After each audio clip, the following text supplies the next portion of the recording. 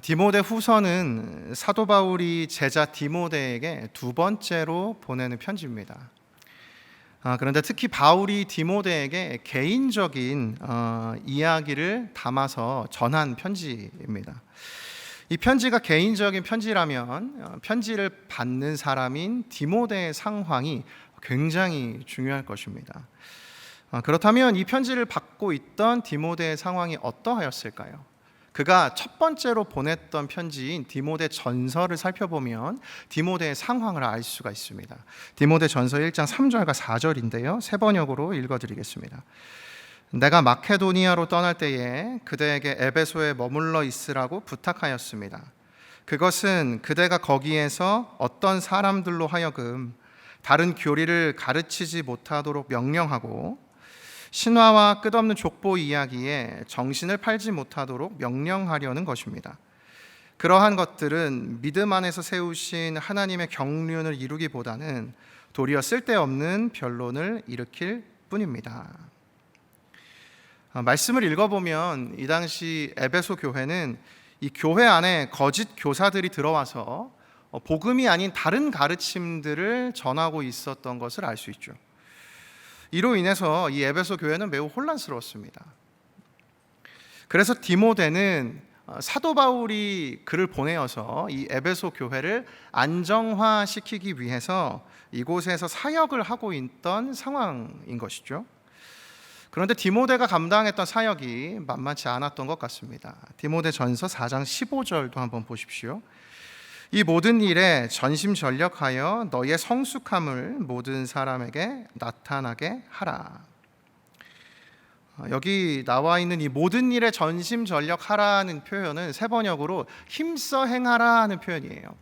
그리고 뒷부분에 있는 너의 성숙함을 나타내라는 이 단어도 세 번역으로 보면 너의 발전하는 모습을 사람들에게 보여주라는 의미입니다. 힘써 행하고 계속 발전하는 모습을 보이라는 이 말씀의 의미가 무엇일까요? 지금 디모데의 수준으로는 지금의 상황을 감당하기 좀 어렵다라는 의미인 것이죠. 그렇기 때문에 더 힘써 행하고 더 발전하라고 바울이 디모데에게 편지를 써서 이야기를 했던 것입니다. 설교를 준비하다가 이런 디모데 상황을 잘 설명해 주는 한 글을 발견하였는데요. 한번 들어보십시오. 요약해서 말하자면 바울은 디모데에게 매우 어려운 과제를 맡겼다. 디모데 후서의 증거에 비추어 볼 때 디모데는 그 일을 그다지 성공적으로 수행하지 못한 것으로 보인다. 그러니까 곧 디모데 후서를 이 편지를 받던 디모데의 상황은 디모데가 자신의 사역을 잘 감당하지 못하고 있던 상황이었던 것이죠. 이 상황을 바꿔서 표현하면 디모데 곧 자신이 무너지는 상황을 마주했던 것입니다.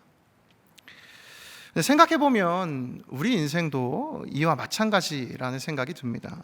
누구나 살아가는 인생에서 마주하는 어려움이 있죠.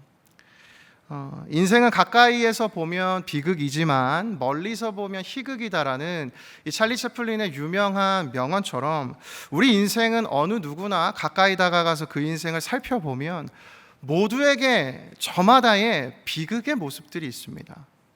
누군가는 어떤 사건으로 또는 어떤 관계 안에서 그 마음과 삶이 무너지는 경험을 하는 경우가 있고 때로는 말 한마디에 정말 삶이 무너져 버리는 것만 같은 경험을 하는 경우들도 있습니다.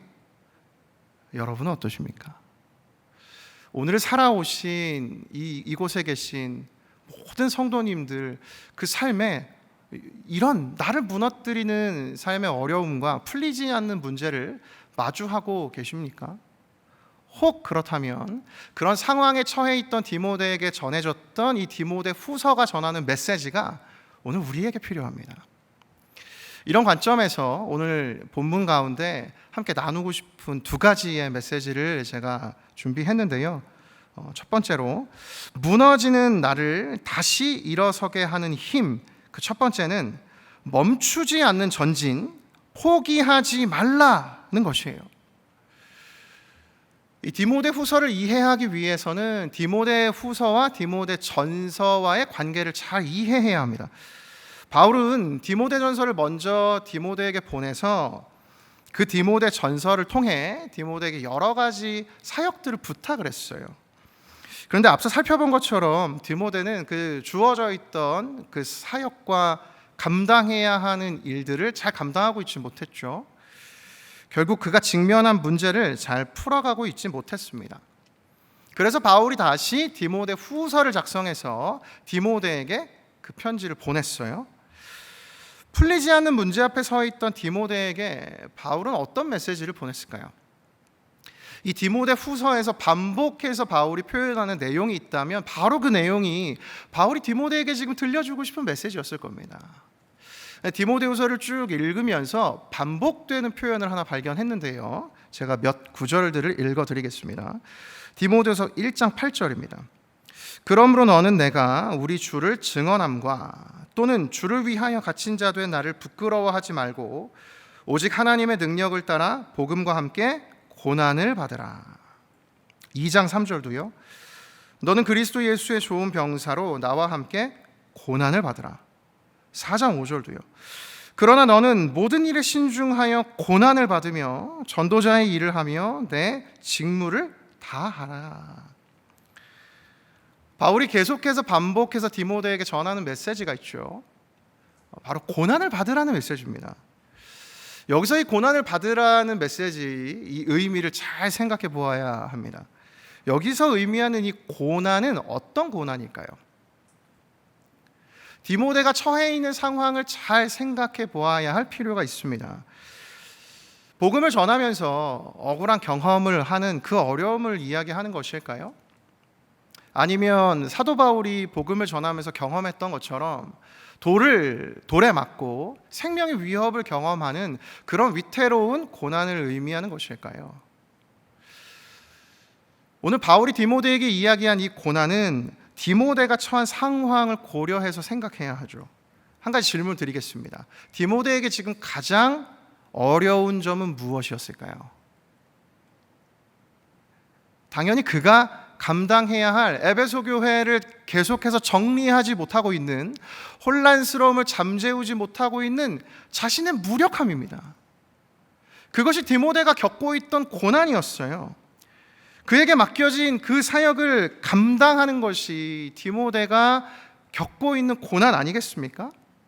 따라서 이곳에서 바울이 디모데에게 끊임없이 고난을 받으라고 이야기하는 의미는 무엇일까요? 그것은 그에게 맡겨진 그 사역을 계속해서 감당하라는 메시지인 것입니다.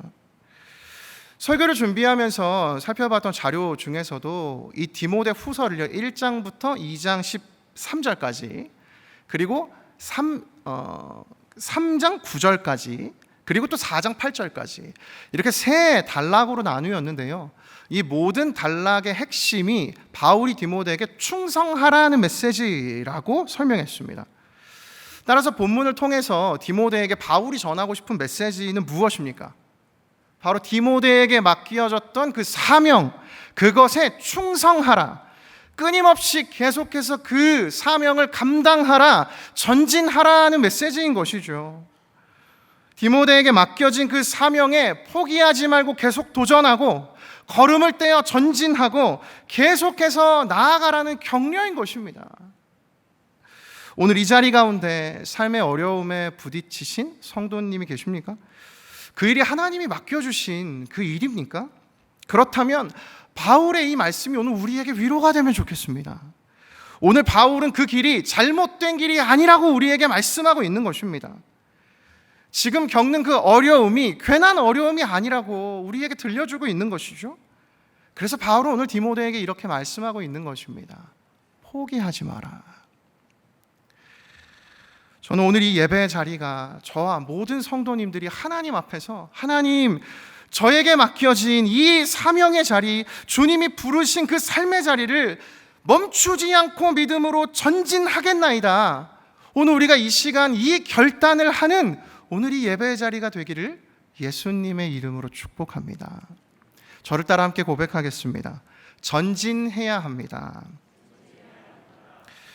본문에서 발견한 두 번째, 무너지는 나를 다시 일어서게 하는 힘, 그 두 번째는 견고한 부르심, 사명의 자리로 나아가라는 것이에요. 인생에서 수도 없이 많은 어려움과 아픔을 겪었던 바울이기 때문에 사실 디모데가 겪고 있는 이 고통과 아픔을 어느 누구보다 바울은 잘 이해하고 있을 것입니다. 사실 이런 상황을 견뎌낸다는 것이 얼마나 어려운지 바울은 누구보다 공감할 수 있겠죠. 그런데 바울은 도대체 이 어려운 상황을 어떤 근거로 견뎌내라고 지금 권하고 있는 것일까요? 그 근거가 오늘 본문 1절에 나와 있습니다. 우리 디모데 후서 2장 1절 함께 같이 읽겠습니다. 시작. 내 아들아, 그러므로 너는 그리스도 예수 안에 있는 은혜 가운데서 강하고. 오늘 저는 여기서 이 강하고라는 단어에 주목하고 싶습니다. 우리는 종종 성경을 읽으면서 우리가 살아가는 이 시대의 관점으로 성경을 이해하는 경우들이 있어요. 이 시대는 우리가 더욱더 완벽한 사람이 되라고 가르칩니다. 그래서 여기에 있는 이 그리스도 예수 안에 있는 은혜 가운데서 강하고를 하나님 안에서 흔들리지 않는 강한 믿음을 갖는 사람, 하나님 안에서 완전한 믿음의 사람이 되라, 강한 존재가 되라 하고 우리는 이 말씀을 이해하죠. 그런데 이 단어는 그런 의미가 아닙니다. 여기 쓰인 이 단어의 용법이 독특한데요, 수동태 명령형이라는 용법이에요. 그러니까 무엇인가 외부로부터 오는 영향으로 인해서 강해지라는 것입니다. 나의 힘이 아니라 무언가 나의 외부로부터 있는 힘에 의해서, 영향에 의해서 강한 상태가 되라는 의미예요. 심지어 이 단어의 시제가 독특해요. 굉장히 흥미롭습니다. 시제가 현재 시제예요.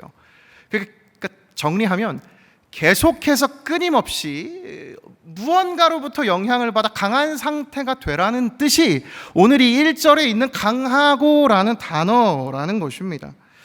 한 자료에서는 이 구절을 계속 능력을 공급받으라 하는 뜻으로도 해석했어요. 그러니까 이 단어는요, 우리가 강한 존재가 되라는 의미가 아니라 계속해서 이 강력한 하나님의 능력을 공급받으라는 의미예요. 내가 강한 존재가 되라는 의미가 아닙니다. 나에게 강하신 하나님께서 끊임없이 능력을 공급해 주신다는 의미가 오늘 우리가 읽은 이 그리스도 예수 은혜 안에 강하고라는 이 강하고의 의미라는 것이에요. 이해가 되십니까? 저 혼자 너무 기뻐서 나눈 건 아니죠? 이 단어가 다른 성경에도 쓰였는데 흥미롭게도 사도 바울에게도 쓰였습니다. 한번 보십시오. 사도행전 9장 22절. 사울은 힘을 더 얻어 예수를 그리스도라 증언하여 다메섹에 사는 유대인들을 당혹하게 하니라. 또요, 디모데후서 4장 17절이요. 주께서 내 곁에 서서 나에게 힘을 주심은 나로 말미암아 선포된 말씀이 온전히 전파되어 모든 이방인이 듣게 하려 하심이니 내가 사자의 입에서 건짐을 받았느니라. 여러분, 이 구절들이 의미하는 것이 무엇일까요? 바울이 계속해서 하나님께서 힘을 주셔서 강한 존재가 되었다면 이런 구절들이 반복해서 쓸 필요가 없죠.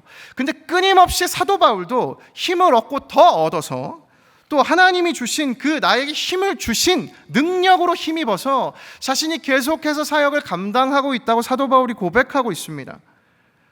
곧 바울도 그가 강한 존재가 아니라 계속해서 하나님께 그 능력을 공급받고 있다는 의미 아닙니까? 따라서 오늘 여기서 우리는 이 본문이 전하는 메시지를 발견하게 돼요.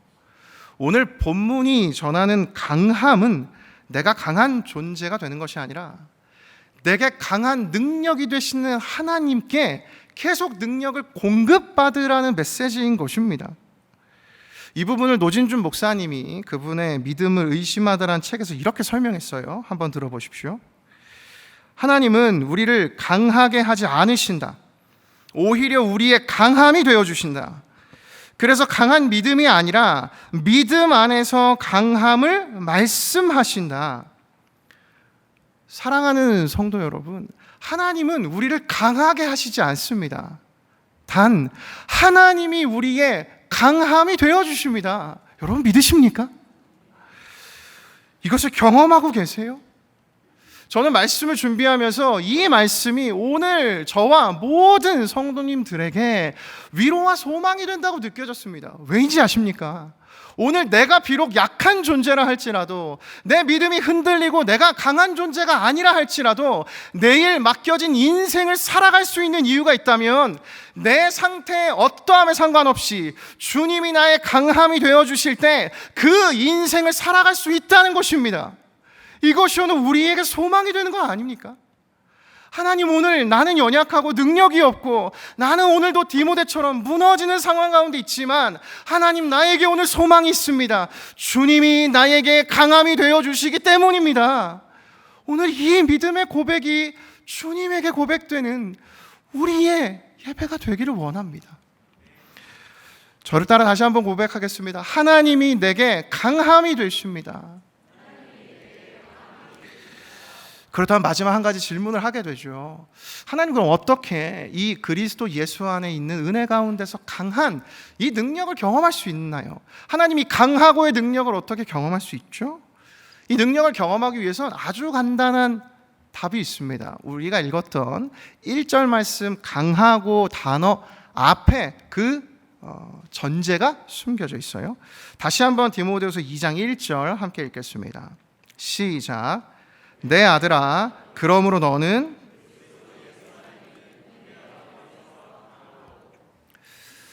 이 강함의 능력, 강하고의 은혜를 경험하기 위해서 필요한 전제가 있습니다. 그것은 그리스도 예수 안에 있는 은혜인 것입니다. 이 은혜가 무엇입니까? 죄인 되었던 나를 구원해 주신 이 십자가 은혜 아닙니까? 이 은혜의 감격, 이 복음의 감격이 우리 안에 있을 때 우리는 매 순간 살아갈 힘을 얻게 되는 것입니다. 새로운 하나님의 강함을 공급받게 되는 것입니다. 그리스도 예수 안에 있는 은혜 가운데서 강하고 이 복음의 은혜가 오늘 우리의 삶을 살아내게 하는 하나님의 능력이 된다는 것입니다. 근데 이 감격이 있을 때 우리에게 한 가지 주어지는 것이 있어요. 그것이 바로 사명입니다. 이 에드먼드 클라우니라는 목사님이 쓰신 부르심이라는 책에 이런 구절이 있는데요. 한번 읽어드리겠습니다. 주님께서 우리를 이름으로 부르실 때, 그러니까 그분의 자녀로 부르실 때 그 부르심을 통해 우리에게는 정체성과 사명이 주어집니다. 하나님께서 우리를 구원하시고 자녀 삼아 주실 때 우리에게 그 동시에 생겨나고 주어지는 것이 있어요. 하나님 자녀로의 새로운 정체성과 새로운 사명을 우리에게 주신다는 것입니다. 이 새로운 사명으로 불러주시는 하나님의 견고한 부르심이 있다는 것이에요. 근데 설교를 준비하면 이 견고한 부르심이 누구에게도 있었는가? 디모데에게도 있었어요. 우리 디모데후서 1장 6절 말씀을 세 번역으로 우리 함께 읽겠습니다. 시작. 이런 이유로 나는 그대를 일깨워서 그대가 나의 안수로 말미암아 그대 속에 간직하고 있는 하나님의 은사에 다시 불을 붙이게 하려고 합니다. 이 말씀은 바울이 디모데에게 전한 말이에요. 바울이 디모데에게 이렇게 얘기하는 거죠. 나는 디모데 너를 일깨우고 싶다. 내가 너에게 안수해서 하나님의 은사 그 주어진 것에 다시 불이 붙게 하고 싶다. 생각해보면 이미 디모데는 한 차례 사역에 실패한 사람입니다. 그러니까 바울이든 하나님이든 디모데가 아닌 새로운 또 다른 하나님의 사람을 에베소 교회로 보내면 아무 문제가 없었어요. 그런데 하나님이 선택하신 길은 무엇입니까? 다시 디모데를 그 사명의 자리로 불러주신 것이에요. 다시 그대를 일깨워서 바울을 통하여서 너의 마음에 불을 일게 하겠다. 너에게 내가 다시 이 자리로 불러주겠다라는 하나님의 견고한 부르심이 디모데에게도 있었다는 것입니다. 하나님은 사역에서 실패하고 무너져 있던 그 디모데를 다시 사명의 자리로 불러주셨다는 것이죠. 이 하나님의 견고한 부르심이 무너져 있던 디모데로 하여금 다시 일어나는 힘이 되었습니다. 여러분 믿으십니까? 오늘 삶의 문제를 마주하고 있으신가요? 이 은혜를 경험하기 원하십니까? 그렇다면 우리가 오늘 발견해야 하는 것이 있습니다. 오늘 우리 모두를 각자를 향한 하나님의 견고한 부르심인 것입니다. 이 시각이 오늘 우리에게 필요합니다. 이 분당 우리 교회에서 진행되었던 일반 성도 파송 운동 이후에요, 제가 섬기고 있는 부서의 청년들을 만나면서 이 부서 안에 있었던 흐름이 있습니다. 그것은 무엇인가? 우리 청년들이 자신들이 분당 우리 교회 2기로 남았다는 흐름이었어요. 그런데 저는 그렇게 생각하지 않습니다.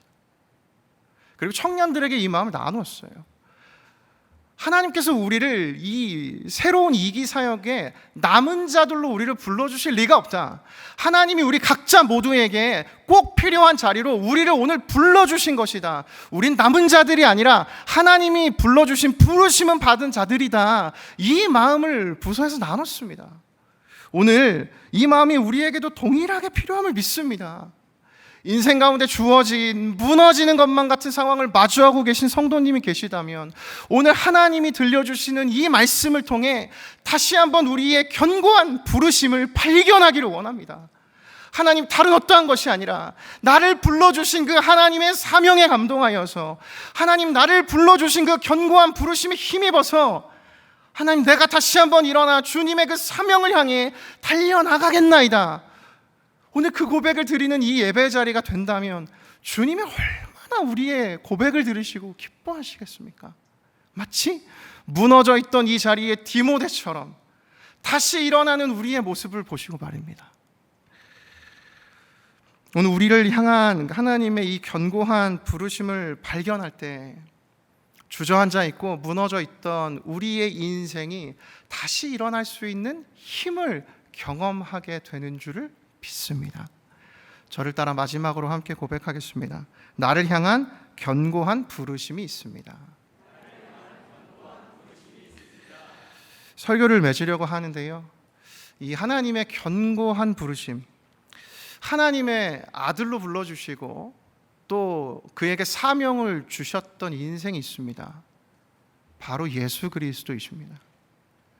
그분은 어느 누구도 겪지 못했던, 무너질 수밖에 없었던 죽음을 경험하셨던 분입니다. 그런데 그분은 그 죽음 가운데에서 승리하신 분이세요. 그분이 오늘 우리 가운데 함께 하신다면, 오늘 내가 어떠한 상황에 있든, 내 상태가 약한 상태이든 넘어진 상태에서 상관없이 우리에게 맡겨진 삶 가운데 우리가 다시 일어설 수 있는 힘이 생겨남을 믿습니다. 이 은혜를 경험하는 우리 모두가 되기를, 저와 성도님들이 되시기를 축복합니다. 삶에 마주하고 있는 문제를 포기하지 마시고 계속 전진하십시오. 그리고 그 가운데서 하나님이 우리를 향해 말씀해 주신, 오늘도 선포해 주시는 견고한 부르심을 발견하시기를 축복합니다. 그리하여 우리에게 주어진 인생을 하나님과 동행하며 나의 강함 되시는 하나님의 능력을 경험하는 저와 모든 성도님들이 되시기를 예수님의 이름으로 축복합니다.